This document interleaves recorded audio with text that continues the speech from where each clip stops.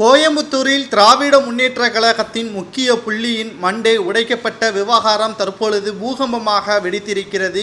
இரவு 10 மணி வரை பிரச்சாரம் செய்ததன் காரணமாகத்தான் நாங்கள் பிரச்சனையில் ஈடுபட்டோம் என்று திமுகவினர்கள் கூறியுள்ளனர். என்ன நடந்தது என்பதை பற்றி இந்த வீடியோவில் முழுமையாக தெள்ள தெளிவாக நாம் பார்க்க போகிறோம். வீடியோவை மட்டும் முழுமையாக ஸ்கிப் பண்ணாமல் பாருங்கள்.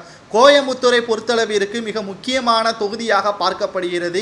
விஐபி தொகுதியாகவும் பார்க்கப்படுகிறது. காரணம், தமிழக பாஜக தலைவர் அண்ணாமலை அவர்கள் நேரடியாக மக்களவைத் தேர்தலில் களம் இறங்கியிருக்கிறார். 2019ஆம் ஆண்டு திமுக வெற்றியடைந்த கோவை தொகுதி தற்பொழுது எங்களது தொகுதியில் எந்த ஒரு நல்ல வசதியும் செய்து தராமல் திமுகவினர்கள் இருக்கிறார்கள் என்று பல குற்றச்சாட்டுகளை அண்ணாமலை அவர்களிடம் கொடுத்துள்ளனர். திமுக வேட்பாளரை ஆதரித்து பிரச்சாரம் செய்யக்கூடிய திமுகவின் முக்கியமான அமைச்சர்களும் பிரச்சாரத்தின் பொழுது போதுமான அளவு கூட்டம் வராத காரணத்தினால் ஏற்கனவே விரக்தியில் இருந்துள்ளனர். இந்த நிலையில்தான் நேற்று இரவு 7 மணி வரை பிரச்சாரம் செய்த பாஜகவினர்களை கண்டித்து திமுகவினர்கள் அவர்களை தடுத்து நிறுத்தியுள்ளனர். அண்ணாமலை அவர்கள் வெற்றியடைந்து விடுவார் என்ற பயத்தின் காரணமாக திமுகவினர்கள் இந்த சம்பவத்தை அரங்கேற்றியதாகவும், பாஜகவினர்கள் முக்கியமாக திமுகவின் அமைச்சர்கள் எங்கள் மீது கடும் கோபத்தில் இருக்கிறார்கள், ஏற்கனவே பாஜக தமிழகத்தில் நோட்டாவுடன் போட்டி போட்டதன் இத்தனை ஆண்டுகளாக கூறியிருந்த திமுகவும் அதிமுகவும் தற்பொழுது அவர்களுக்கே பயம் வரும் அளவிற்கு எங்களது செயல்பாடுகள் அனைத்தும் முற்றிலுமாக மாறிவிட்டது என்றும் தமிழக பாஜக தலைவர் அண்ணாமலை அவர்களும் கூறியுள்ளார். நேற்று நடைபெற்ற கலவரத்தில் திமுக மற்றும் பாஜகவினருக்கிடையே மோதல்கள் ஏற்பட்டது.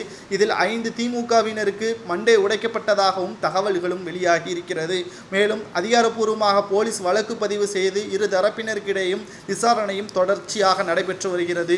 ஒன்றல்ல இரண்டல்ல திமுகவினர்களின் அனைத்து செயல்பாடுகளும் கேள்விக்குறியாகத்தான் இருக்கிறது. காரணம், 2019ஆம் ஆண்டு சொன்ன வாக்குறுதிகள் அப்படியே 2024 மக்களவைத் தேர்தலில் சொல்லி வருவதாகவும், எப்படி இருந்தால் நாங்கள் எப்படி திமுகவிற்கு வாக்களிப்போம் என்பதையும் மக்கள் மத்தியில் தற்பொழுது விமர்சனமும் எழுப்பப்பட்டு வருகிறது.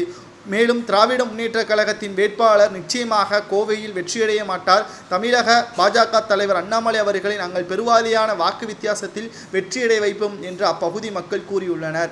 இதனால் அதிர்ச்சியடைந்த ஸ்டாலின் அவர்கள் 2026 மிகப்பெரிய ஒரு திருப்பமாக பாஜக ஆட்சி அமையுமா அல்லது கூட்டணி கட்சிக்கு எதிராக திமுகவை படுதோல்வி அடைய வைக்குமா என்ற ஒரு சந்தேகமும் தற்பொழுதே ஸ்டாலின் அவர்களுக்கு வந்துவிட்டது. இன்னும் 7 நாட்களே இருக்கக்கூடிய நிலையில் தேர்தலுக்கு அனைத்து பிரச்சாரங்களையும் திமுகவினர்கள் விறுவிறுப்பாக செய்து வந்தாலும் மக்கள் விரட்டியடிக்கப்பட்டுதான் வருகிறார்கள். இதனால் கடும் அதிருப்தியில் இருந்த ஸ்டாலின் அவர்கள் நேற்று திமுகவின் முக்கியமான புள்ளியின் அமைச்சர் மண்டை உடைக்கப்பட்டதும் பேசும் பொருளாக மாறியிருக்கிறது.